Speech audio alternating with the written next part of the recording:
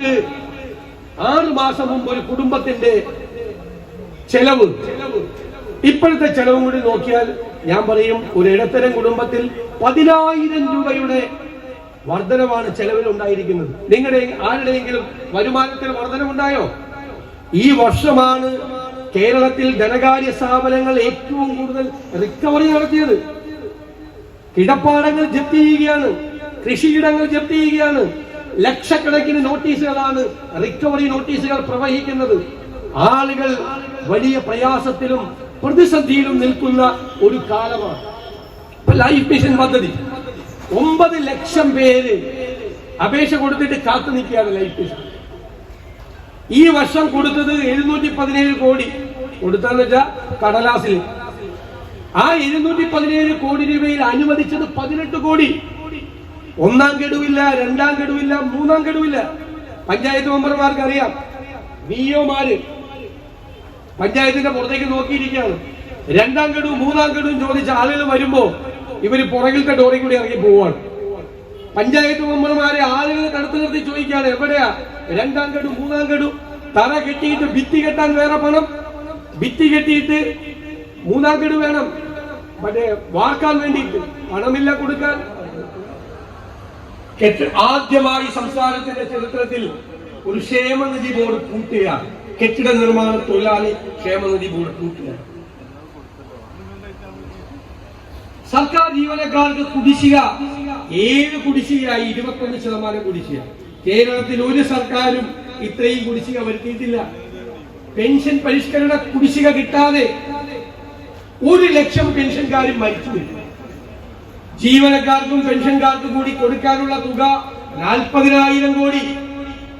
Road പണിയുന്ന കരാറുകാർക്ക് കൊടുക്കാനുള്ള തുക 12,000 കോടി. 5 പൈസയില്ല. ഖജനാവിൽ പറ്റി പറ്റി കിടക്കുകയാണ്. ആരുമില്ലാത്തടത്തല്ലേ പട്ടിയും പൂച്ചയും പ്രസവിക്കുന്നത്. ഊറ്റുന്നയ പൈസയില്ല. ഇവർക്ക് നികുതി പിരിക്കാൻ അറിയില്ല.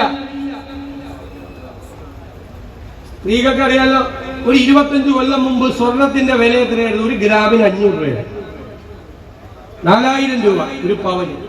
ഇപ്പൊ എത്രയാ? 50,000. 12 ഇരട്ടി കൂടുതൽ വർദ്ധിച്ചു സ്വർണത്തിന്റെ വില. അപ്പൊ നികുതി 12 ഇരട്ടി വർദ്ധിക്കണം, വേണ്ടേ? അത്രയും കൂടി, വില കൂടി. പിന്നെ സ്വർണം കൂടുതലാണ് വിൽപ്പന. പക്ഷെ 25 കൊല്ലം മുമ്പുള്ള നികുതിയാണ് സ്വർണത്തിൽ നിന്ന് ഇപ്പോഴും കിട്ടുന്നത്. സ്വർണത്തിൽ നിന്ന് നികുതി കിട്ടുന്നില്ല. 5,000 കോടി മുതൽ 10,000 കോടി രൂപ വരെ സ്വർണത്തിൽ നിന്ന് നികുതി കിട്ടണമായിരുന്നു, പിരിക്കുന്നില്ല. പിരിക്കുന്നുണ്ട്. നവകേരള സദസ്സിന് വേണ്ടി GST ഉദ്യോഗസ്ഥന്മാരെ കൊണ്ട് ജുവലറിയിൽ നിന്ന് പൈസ പിരിപ്പിച്ചു, കോറികളിൽ നിന്ന് പൈസ പിരിപ്പിച്ചു. GSTയുടെ അഡീഷണൽ കമ്മീഷണർ ഇന്റലിജൻസ്, അയാളുടെ ജോലി എന്താ? നികുതി വെട്ടിപ്പ് തടയുക. നികുതി വെട്ടിപ്പ് തടയേണ്ട ഉദ്യോഗസ്ഥരെ കൊണ്ട് നവകേരള സദസ്സിന് പൈസ പിരിപ്പിക്കുക. അങ്ങനെയുണ്ട്. ബാറുകളുടെ എണ്ണം കൂടിക്കൊണ്ടിരിക്കുക കേരളത്തിൽ. ഇതിന് യാതൊരു കുറവുമില്ലല്ലോ, അത് കുറയുന്നുമില്ല. പക്ഷെ നികുതി താഴോട്ട് പോവാ, നികുതി താഴേക്ക് പോവാൻ. നികുതി ബാറുകളിൽ നിന്ന് പണം പിരിക്കുന്നില്ല. അപ്പൊ നികുതി പിരിക്കാതെ ആർക്കും കൊണ്ടുവന്ന് എന്തു വിൽക്കാൻ കഴിയുന്ന സ്ഥലമായി കേരളം മാറി. ചെലവാണെങ്കിൽ ദുർച്ചെലവുകൾ വർദ്ധിക്കുന്നു. കേരള ഹൗസ് ഡൽഹിയിൽ കട്ടൻ ചായയാണ് കിട്ടുന്നത്. എന്താ പറയുക? പാലും മേടിക്കുന്ന കാശില്ല. ഈ ഗവർണർ ഇറങ്ങി കിടക്കുന്നത് എന്താണെന്നറിയോ? രാജ്ഭവനിൽ പച്ചക്കറി മേടിക്കാൻ കാശില്ലായിരുന്നു. ദയനീയമായ പരിതാപകരമായ സ്ഥിതിയാണ്. എന്നിട്ടാണ് 44 ദിവസം തിരുവനന്തപുരത്തെ ഭരണസിരാ കേന്ദ്രത്തിൽ ഇരിക്കാതെ ഇവരെല്ലാവരും കൂടി ടൂർ പോയത്. 44 ദിവസം. സാധാരണ ധനകാര്യമന്ത്രിമാർ 5 ദിവസം ഇരുന്നാലും മതിയാവില്ല തിരുവനന്തപുരത്ത്, ഇല്ലേ? അവരാണ് ഇരുന്ന് നിയന്ത്രിക്കേണ്ടത്. 44 ദിവസം അവരൊക്കെ കരുതൽ തടങ്കലിലായിരുന്നു മുഖ്യമന്ത്രിയില്ല. പോവാണ് എന്ന അഹങ്കാരത്തിന് വല്ല കുറവുണ്ടോ? ധാർഷ്ട്യത്തിന് വല്ല കുറവുണ്ടോ? അഴിമതിക്ക് വലിയ കുറവുണ്ടോ? ഒരു 3 മാസം മുമ്പ് നമ്മുടെ പാലക്കാട് ഒരു വില്ലേജ് അസിസ്റ്റന്റ് റെയ്ഡ് ചെയ്തു വിജിലൻസ്. അയാളുടെ കിടക്കയുടെ ഉള്ളിൽ നിന്ന് 1.25 കോടി രൂപ പിടിച്ചു. വേറെ കാശൊന്നുമില്ല, കൈക്കൂലി മേടിച്ചാൽ. അപ്പൊ നമ്മുടെ മുഖ്യമന്ത്രി ഇതൊക്കെ പറഞ്ഞാലും ചില സമയത്ത് ചില ചോദ്യമുണ്ട് മുഖ്യമന്ത്രിയുടെ. വില്ലേജ് ഓഫീസറോട് ഒരു ചോദ്യം ചോദിച്ചു, നിങ്ങൾ അറിയാതെ നിങ്ങളുടെ ഓഫീസിൽ നിങ്ങളുടെ കീഴിലുള്ള ഒരാൾ ഇത്രയും കോടി രൂപ കൈക്കൂലി മേടിക്കുമോ? ഭയങ്കര ചോദ്യമല്ലേ? ഞാനതിനെ സ്വാഗതം ചെയ്തു. മുഖ്യമന്ത്രി പറഞ്ഞത് കറക്റ്റാണെന്ന് പറഞ്ഞു. എന്നിട്ട് ഞാൻ മുഖ്യമന്ത്രിയോട് തിരിച്ചൊരു ചോദ്യം ചോദിച്ചു. മുഖ്യമന്ത്രിയുടെ ഓഫീസിൽ 1ാം സ്ഥാനത്തിരിക്കുന്ന പ്രിൻസിപ്പൽ സെക്രട്ടറി ശിവശങ്കരൻ സ്വർണ്ണക്കള്ളക്കടത്ത് കേസിൽ ജയിലിൽ പോയി. ഇയാൾ അറിഞ്ഞില്ലേ? ഇയാൾ വില്ലേജ് ഓഫീസിലെ വരട്ടുമാണ്. കീഴിലുള്ള ഉദ്യോഗസ്ഥൻ കൈക്കൂലി മേടിച്ചത്. മുഖ്യമന്ത്രിയുടെ ഓഫീസിലെ പ്രിൻസിപ്പൽ സെക്രട്ടറി 100 ദിവസം ജയിലിൽ കിടന്നു. ഇയാൾ അറിഞ്ഞില്ല. 100 ദിവസം കഴിഞ്ഞ് നാട്ടിൽ വന്ന് ഒരാഴ്ച വിശ്രമിച്ചിട്ട് വീണ്ടും ലൈഫ് മിഷൻ പോലെ കേസിൽ ശിവശങ്കരൻ വീണ്ടും അകത്തുപോയി. ലൈഫ് മിഷന്റെ ചെയർമാൻ ആരാ? മുഖ്യമന്ത്രി. ലൈഫ് മിഷന്റെ ചെയർമാൻ അറിയാതെ ലൈഫ് മിഷൻ കോഴ കേസ് നടക്കുക. ഗൾഫിൽ നിന്ന് 20 കോടി വന്നു. അതിൽ നിന്ന് 9.25 കോടി രൂപ അടിച്ചു മാറ്റി. കർണാടകയിൽ BJP ഗവൺമെന്റിനെതിരായിട്ടുള്ള നമ്മുടെ ക്യാമ്പയിൻ 40% കമ്മീഷൻ ഗവൺമെന്റ് എന്നായിരുന്നു. ഇത് 46% കമ്മീഷൻ. 9.25 കോടി രൂപ 20 നിന്ന് അടിച്ചു മാറ്റി. ഇപ്പോ ക്യാമറ കോടികളാണ് ചെലവാക്കിയത്. കൊല്ലത്ത് ആ കൊച്ചിനെ തട്ടിക്കൊണ്ടുപോയത് ഈ ക്യാമറയിൽ വന്നില്ല. നിങ്ങൾ കണ്ട ഈ ക്യാമറയിൽ എല്ലായിടത്തും ക്യാമറ വെച്ചിട്ടുണ്ട്. ആ കൊച്ചിനെ തട്ടിക്കൊണ്ടുപോയത് ഈ ക്യാമറയിൽ വന്നില്ല. അതേതാണ്ട് കടയിലിരുന്ന ക്യാമറയിലാണ് കിട്ടിയത്. ഈ ക്യാമറ നിങ്ങളുടെയൊക്കെ പോക്കറ്റിലേക്കാണ് ഫോക്കസ് ചെയ്യുന്നത്. പോക്കറ്റ് അടിക്കാനുള്ള ക്യാമറ കോടികളാണ് ഇതിനുവേണ്ടി ചെലവാക്കിയത്. ഞങ്ങൾ അന്വേഷിച്ചു ഇത് ആരാണ് കരാറുക. അന്വേഷിച്ച് അവസാനം ചെന്നപ്പോ ആരാ കമ്പനി എന്നറിയോ? മുഖ്യമന്ത്രിയുടെ മോന്റെ അമ്മായിയച്ഛൻ കരാറുകാരൻ. അപ്പൊ വേറൊരു കമ്പനിയും കൂടിയാണ്. അവരാണ് കാശ് മുടക്കിയത്. അമ്മായിയച്ഛന്റെ കമ്പനി നോക്കി നിന്നിട്ടില്ല.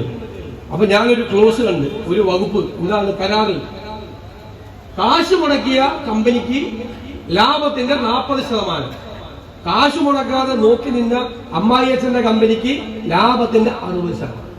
ബെസ്റ്റ് എഗ്രിമെന്റ് അല്ലേ? അത് കഴിഞ്ഞിട്ട് ഫോൺ വരുന്നു.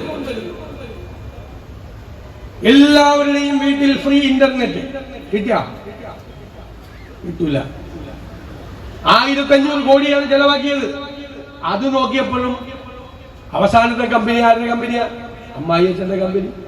ഞങ്ങൾക്കൊരു നിർബന്ധമുണ്ട്, വീട്ടിൽ നിന്ന് പുറത്തേക്ക് ഒന്നും കൊടുക്കില്ല. വീട്ടിൽ തന്നെയാണ് എല്ലാ സാധനവും. ഒരു പെട്ടി ഉണ്ടാക്കി വെച്ചിരിക്കുകയാണ് വീട്ടില്. കേരളത്തിൽ എവിടെ അഴിമതി നടന്നാലും ഒഴുകി പണം ആ പെട്ടിയിലെത്തും. ഞാനതിന് പേരിട്ടിരിക്കുന്നത് മാജിക് ബോക്സ് എന്നാണ്. അല്ലെ, മജീഷ്യന്റെ കയ്യിൽ പോലും ഇത്രയും വലിയ പെട്ടി. ആ പെട്ടി അവിടെ ഇരിക്കുകയാണ്. അത് കഴിഞ്ഞിട്ട് മാസപ്പടി വിവാദം വന്നു. മകളുടെ കമ്പനി, മുഖ്യമന്ത്രിയുടെ മകളുടെ കമ്പനി ആലുവയിലെ ഒരു കമ്പനിയുമായി എഗ്രിമെന്റ് വെച്ചിട്ട് ഒരു സേവനം കൊടുത്തില്ല. പക്ഷെ അക്കൗണ്ടിലേക്ക് പൈസ വന്നു. സേവനം കൊടുക്കാതെ എങ്ങനെ അക്കൗണ്ടിലേക്ക് പൈസ വന്നത്? അതിനാണ് ബ്ലാക്ക് പണി വൈറ്റ് പണി ആക്കാന്ന് പറയുന്നത്. കള്ളപ്പണം വെളുപ്പിക്കുക, മണി ലോണ്ടറിങ്, അലക്കി വെളുപ്പിക്കുക. കറുത്ത പണം വെളുത്ത പണമാക്കി മാറ്റുക, ഒരു കുഴപ്പമില്ല, കേസ് നടക്കുക. ഇനി പിന്നെ അവസാനത്തെ 6ാമത്തെ അഴിമതി എന്താ ഓർമ്മയുണ്ടോ? മഹാമാരിയുടെ കാലത്ത് വൈകുന്നേരം 6 മണിയാകുമ്പോൾ ഒരാൾ വരും TV-യില്. അപ്പൊ നമ്മൾ നോക്കിയിരിക്കും എത്ര പേര് മരിച്ചു, എത്ര പേർക്ക് രോഗം വന്നു ഒക്കെ. അന്ന് എന്തെല്ലാമാണ് പറഞ്ഞത്?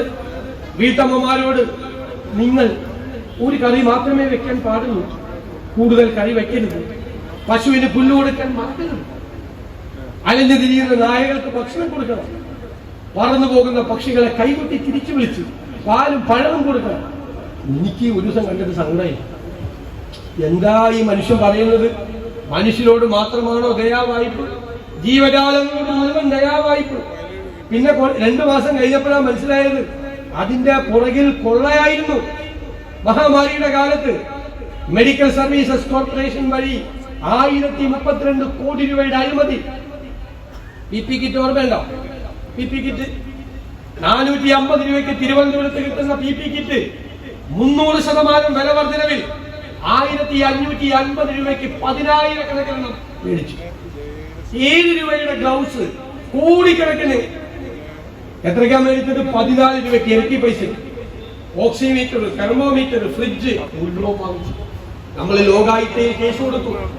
സർക്കാർ ഹൈക്കോടതിയിൽ പോയി. ഹൈക്കോടതി പറഞ്ഞു പോയി കേസ് നടത്തി, പ്രഥമ ദൃഷ്ട്യാ അഴിമതിയുണ്ട്.